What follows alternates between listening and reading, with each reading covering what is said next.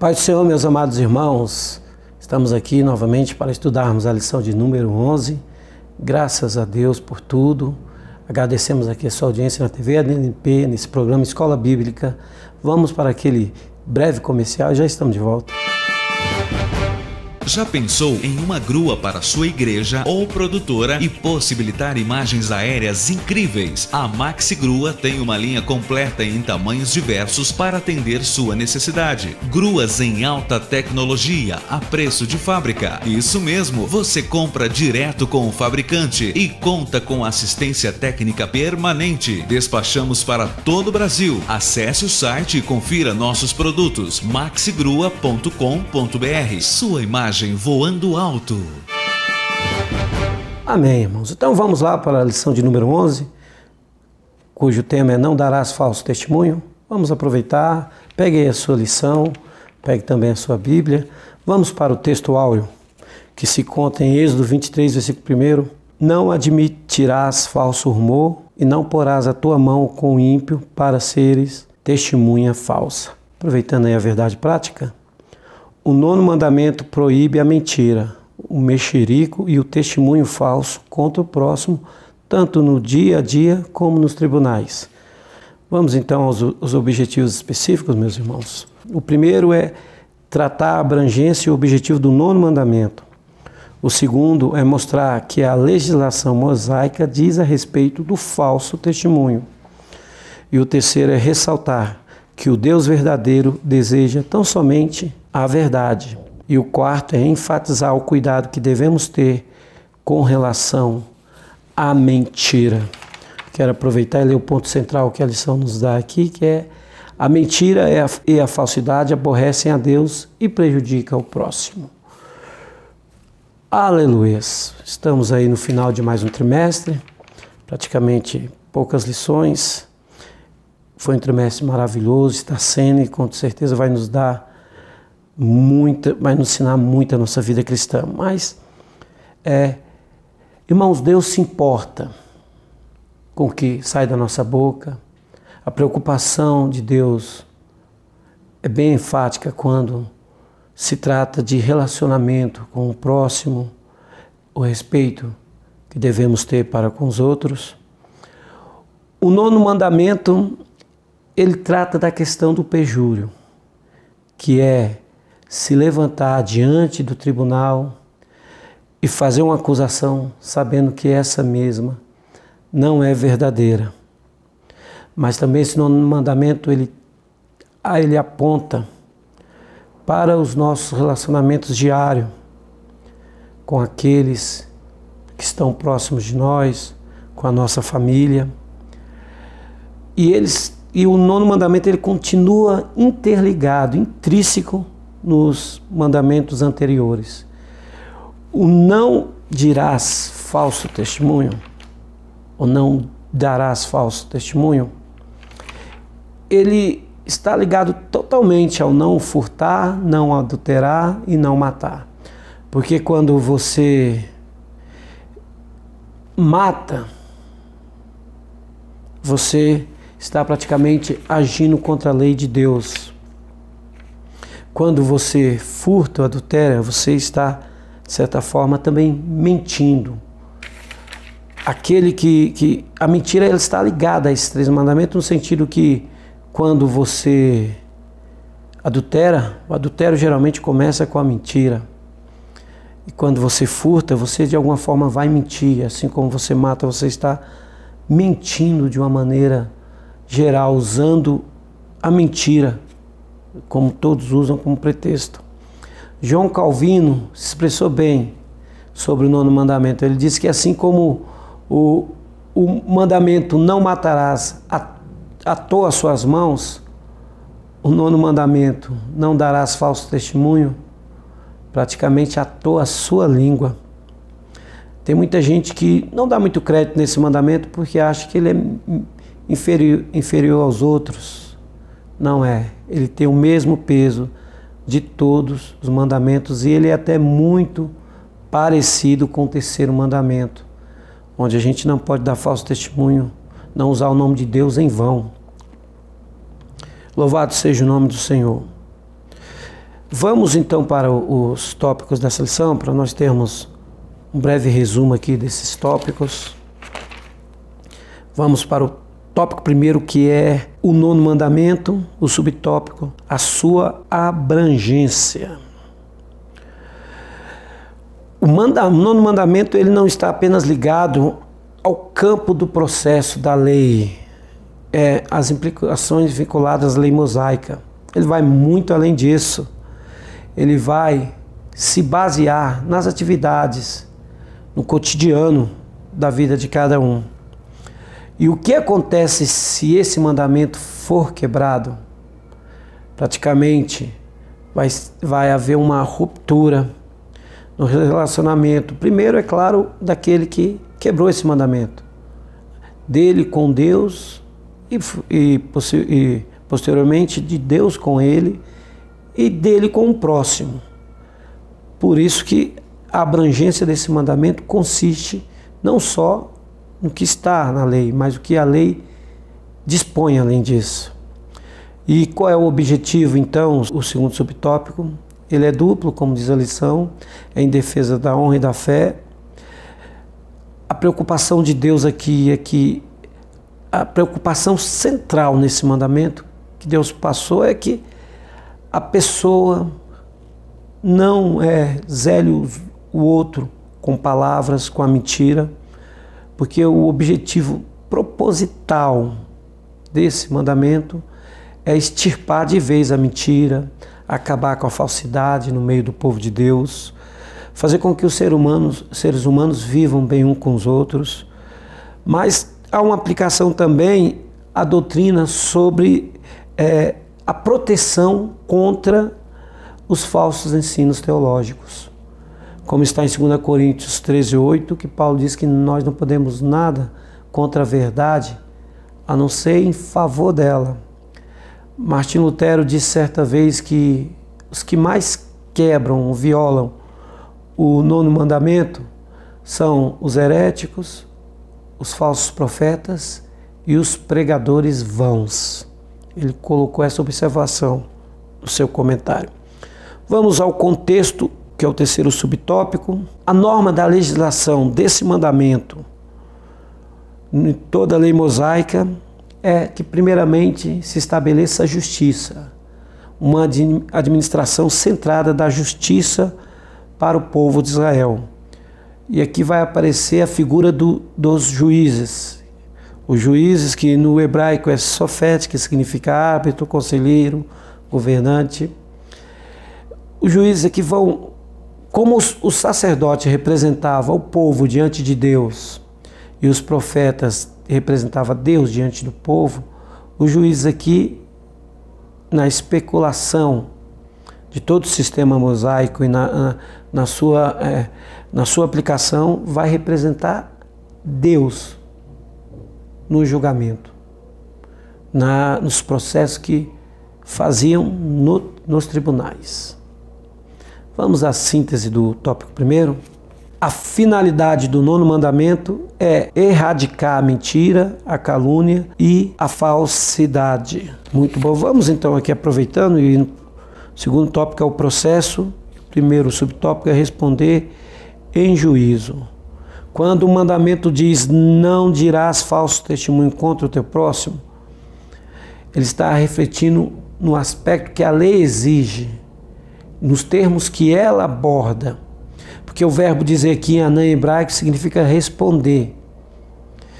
E ele tem um amplo significado nessa base teológica, porque ele é usado também para declarar solenemente uma testemunha a favor ou a testemunha contra.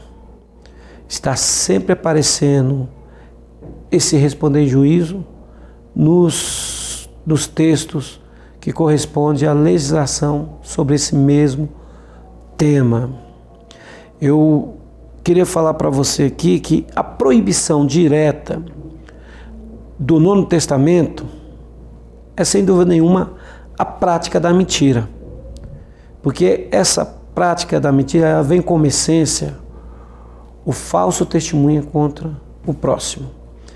Também uma outra proibição direta do nono mandamento é o falso juízo, que pode ser caracterizado como a calúnia.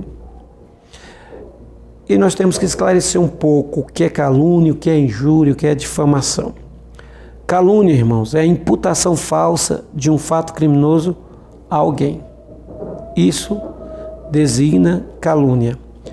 Injúria é qualquer ofensa à dignidade de alguém. Isso é injúria. E difamação? Difamação é imputação de fato ofensivo à reputação de alguém. Louvado seja o nome do Senhor. Vamos aí então para o segundo subtópico, o falso testemunho. O sentido original hebraico aqui é testemunho vão. E isso fica bem claro, essa declaração ela fica bem clara aqui, porque o falso testemunho consistia sempre na falsa acusação. Isso ia, com certeza, desmoralizar e trazer danos irreparáveis contra alguém. Por isso que o testamento, que a palavra de Deus nos diz, não testemunhar falsamente contra o próximo com testemunho falso, como está na Septuaginta. Louvado seja o nome do Senhor. Vamos então ao terceiro subtópico, o próximo. Meus queridos irmãos, o próximo é a primeira vez que aparece esse termo aqui no Decálogo, que o hebraico indica pessoa, vizinho, amigo, mas relacionado dentro da comunidade de Israel. Só que o Senhor Jesus aplicou esse termo a todas as pessoas diretamente envolvidas ou não conosco, porque já faz parte do pronunciamento dele sobre o grande mandamento. É bom lembrar que a lei, no seu dispositivo, já acrescentava os estrangeiros. A lei de Israel, que valeria também como próximo. Isso nos faz lembrar de Lucas 10, do versículos 33 e 17, mas eu lembro de todo o contexto de Lucas 10, quando fala da parábola do bom samaritano, que aquele doutor da lei chegou para até Jesus e perguntou: mestre, a dúvida dele, o que devo fazer para herdar a vida eterna? E o Senhor então falou para ele que se ele conhecia a lei, ele disse: conheço. Ele citou a lei, ele citou sim, amar a Deus de toda a alma, de todo o entendimento, de todas as forças, e ao próximo como a ti mesmo. Então ele perguntou: quem é o próximo? E Jesus contou a parábola do bom samaritano. Nós lembramos que Jesus colocou a ilustração bem cabível para aquela situação. Quando ele falou que um homem foi espancado, deixado meio morto no chão pelos ladrões, salteadores, e que ia passando, vindo de Jerusalém indo para Jericó, vinha passando um levita, vocês conhecem a parábola, e não se comoveu com aquela situação. Também o sacerdote não se comoveu, mas vinha um samaritano e esse sim se comoveu com aquela situação, cuidou daquele homem, levou para uma estalagem e ainda fez o pagamento, e se porventura desse mais do que ele pagou, ele voltaria para pagar, mostrando que aquele homem era um homem de compromisso. E Jesus então fez a pergunta para aquele doutor da lei: quem aqui é o próximo daquele que estava ferido? E o doutor da lei respondeu: aquele que usou de misericórdia. Então Jesus disse: vai e faça o mesmo, porque o próximo somos nós também, que podemos fazer para aqueles que necessitam, usarmos de misericórdia. O meu próximo, e eu sou o próximo do meu próximo. Interessante. Devemos agir nessa temática do reino, ok? Vamos então para a síntese do tópico 2. O falso testemunho fere ao próximo e principalmente a Deus. Mentir sobre alguém vai ferir com certeza essa pessoa. Vamos ao terceiro tópico. O título do terceiro tópico é a verdade é o Antigo Testamento. Está dizendo aqui que verdade é aquilo que corresponde aos fatos em contraste com qualquer coisa enganosa. O significado no hebraico é firmeza, veracidade. E verdade, já que o Senhor exige do seu povo que sejamos verdadeiros com o próximo, com os nossos irmãos, é porque um dos atributos de Deus, a sua essência é verdadeira, o nosso Deus é verdadeiro. A Bíblia diz que seja todo homem mentiroso e Deus verdadeiro, porque o nosso Senhor tem em seu caráter a verdade. A verdade de Deus prevalece e a verdade de Deus nos prova que Ele é verdadeiro em si, nele não há falsidade. Ok? Vamos para o segundo subtópico, sobre o termo a verdade no Novo Testamento. Os gregos colocaram o prefixo a no original, que significava exatamente negação, para dar um sentido de oposição à negação. Então ficou como aquilo que não está oculto, não está escondido. A verdade é a verdade. Não pode ser manipulada, nem pode ser ultrajada, é a verdade. William Blake diz alguma coisa interessante. Ele diz que a verdade dita, mesmo com má intenção, vale mais do que todas as mentiras inventadas, porque a verdade tem que prevalecer. Jesus, ele mesmo disse: conhecereis a verdade e a verdade vos libertará. Eu sou a verdade, o caminho e a vida. Ele vai dizer em João 4, versículo 16, versículo 6. Então vocês vão percebendo como a verdade, ela é a perfeita expressão qual nós devemos tratar o nosso próximo com a verdade. O terceiro subtópico é o que é a verdade?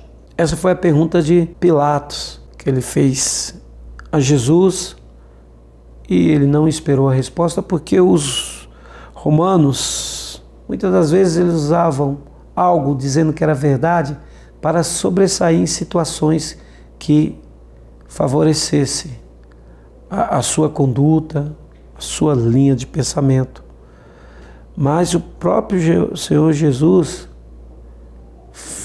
designou o sentido coeso da palavra verdade, que a verdade, ela é sempre a maneira mais certa de agirmos no nosso dia a dia. Vamos para a síntese do tópico terceiro. O Deus da verdade exige tão somente a verdade. Eu gostaria, irmãos, de ler para vocês, eu achei um texto interessante em Zacarias, profeta menor Zacarias, capítulo 8, versículo 16. Eu gostei muito desse texto, aproveitando aqui. Zacarias 8, 16 diz assim: eis as coisas que deveis fazer. Falar a verdade, cada um com o seu companheiro. Executar juízo de verdade e de paz nas vossas portas. Olha o versículo 17. E nenhum de vós pense mal no seu coração contra o seu companheiro. Nem ame o juramento falso, porque todas estas coisas eu aborreço, diz o Senhor. Mas agora, vamos lá para Efésios capítulo 4, o versículo 25. Pelo que deixai a mentira e falar a verdade, cada um com seu próximo, porque somos membros uns dos outros. Vamos lá. Você está vendo aqui que eu li um texto no Antigo Testamento e um no Novo para mostrar como a verdade tem que prevalecer no meio do povo de Deus. Então, a síntese do tópico terceiro é: o Deus da verdade exige tão somente a verdade. Palavra tão forte, a verdade. Porque quando damos falso testemunho, estamos totalmente contrário à verdade. E sem esquecer que o primeiro falso testemunho dado na Bíblia, que está em Gênesis capítulo 3, olha de quem foi, vamos dizer assim, o primeiro falso testemunho dado na Bíblia. Gênesis capítulo 3, versículo 4. Então a serpente disse à mulher: certamente não morrereis, porque Deus sabe que no dia em que dele comerdes, se abrirão os vossos olhos e sereis como Deus, sabendo o bem e o mal. Aqui, de certa forma, a serpente estava dando um falso testemunho sobre aquele que é verdadeiro, aquele que não mente, aquele que não há sombra de variação, como diz o apóstolo Tiago. Ou seja, a serpente, o diabo, estava dando um testemunho contra o Deus da verdade, mais um testemunho falso, ok? Vamos lá então para o quarto e último subtópico, que é o cuidado com a mentira. Cuidado com a mentira, as testemunhas. A lei exigia que ninguém podia ser acusado só por uma testemunha, porque dava com certeza a nítida impressão que isso seria injusto. Então a lei se preocupou com a justiça. Então exigia 2 ou mais testemunhas para que aquele fato fosse sancionado. E eu achei aqui em Deuteronômio 19:18 uma parte interessante. Os juízes investigarão o caso e, se ficar provado que a testemunha mentiu e deu falso testemunho contra o seu próximo. Agora olha Provérbios 25, versículo 18. Com um pedaço de pau, uma espada, uma flecha aguda é o que dá falso testemunho contra teu próximo.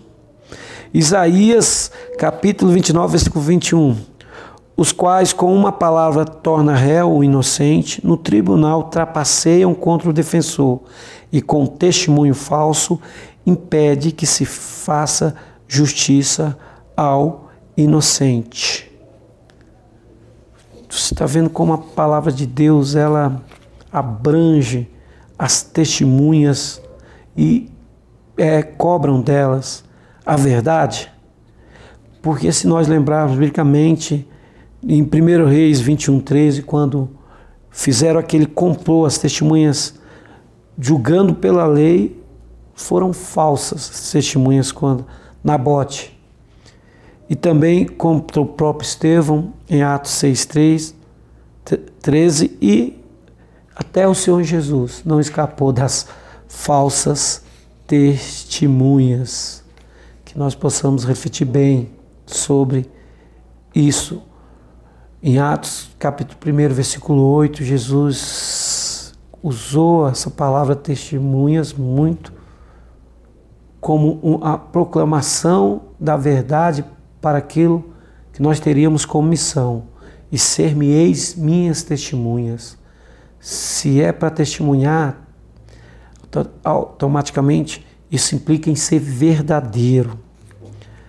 Vamos ao segundo subtópico, os danos. Qual era os danos que as testemunhas, principalmente as falsas, causavam na vida da pessoa? Primeiro que quebrar esse mandamento era praticamente acabar com a reputação da pessoa, destruir totalmente, causar danos terríveis. Os efeitos daquilo poderia gerar uma discórdia, uma coisa muito grave, uma crise profunda na vida daquela pessoa. Só que a testemunha falsa, ela era penalizada com a morte, porque a lei do talião diz que dente por dente, olho por olho, feriu será ferido, e no caso se você através do seu testemunho falso, causou dano à pessoa, então você com certeza receberia também a condenação e a maldição dessa lei. Vamos ao terceiro subtópico, o pecado da mentira. A mentira é totalmente o oposto da verdade, como eu já citei aqui. Nos dias de hoje, nós mentimos tanto, mas nem por isso somos disciplinados. Porque isso, a graça nos traz aquele peso de que nós não podemos simplesmente dar ocasião à carne para fazermos aquilo que é errado, para vivermos no pecado.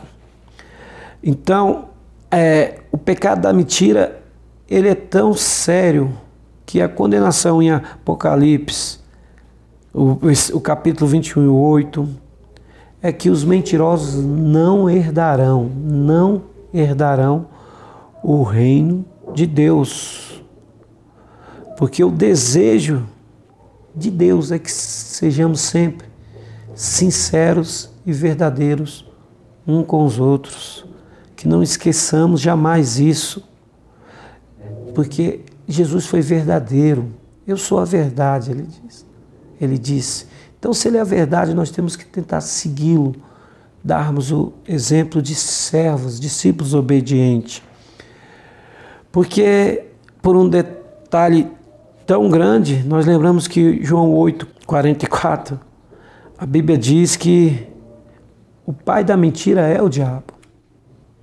Ele sim é mentiroso desde o princípio. Quando nós estudamos a lição passada, não furtarás, nós lembramos de João 10:10, que o diabo veio para matar, roubar e destruir. O diabo faz isso, ele vem roubar, matar e destruir. Ele rouba porque ele não tem. Já o Senhor Jesus é autor de toda boa dádiva, ele nos concede essa dádiva. Então aqui o pecado da mentira, esse mandamento, ele entra com a seguinte aplicação: que o Senhor Jesus é o Pai da verdade, ele é verdadeiro e o diabo é sempre o mentiroso. Vamos para a síntese do tópico 4. O cristão verdadeiro não coaduna com a fofoca ou mentira. O cristão verdadeiro não faz assim. O 9º mandamento nos liberta da escravidão que gera desconfiança, deslealdade, falsidade e palavras destrutivas. Que pensamos nisso, irmãos, e praticamos sempre a verdade no nosso meio. Que Deus os abençoe, um beijo no vosso coração e que a paz de Deus, que excede todo entendimento, seja convosco a cada dia. Amém.